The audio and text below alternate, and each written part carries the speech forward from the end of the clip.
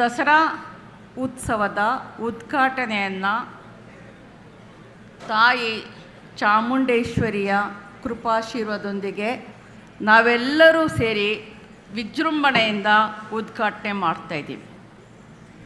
ನಾನು ಈಗಾಗಲೇ ಒಂದು ಸಂದರ್ಶನದಲ್ಲಿ ಹೇಳಿದ್ದೆ, ನನ್ನ ಗೆಳತಿ ಒಬ್ಬರು ನನ್ನ ಬುಕ್ಕರ್ ಸಂದರ್ಭದಲ್ಲಿ ಚಾಮುಂಡೇಶ್ವರಿ ದೇವಸ್ಥಾನಕ್ಕೆ ನನ್ನನ್ನು ಕರ್ಕೊಂಡು ಬರ್ತೀನಿ ಅಂತ ಹರಕೆ ಹೊತ್ತಿದ್ರು.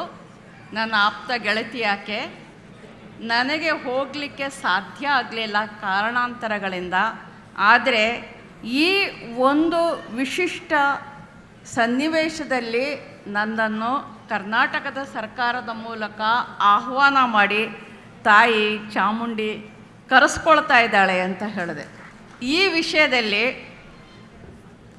ಬೇಕಾದಷ್ಟು ಏರುಪೇರುಗಳು, ಬೇಕಾದಷ್ಟು ಎಲ್ಲ ರೀತಿಯ ಒಂದು ಚಾರಿತ್ರಿಕ ಸನ್ನಿವೇಶಗಳು ಉತ್ಪನ್ನ ಆದರೂ ಕೂಡ ತಾಯಿ ಚಾಮುಂಡಿ ನನ್ನನ್ನು ಕರ್ಸ್ಕೊಂಡಿದ್ದಾಳೆ.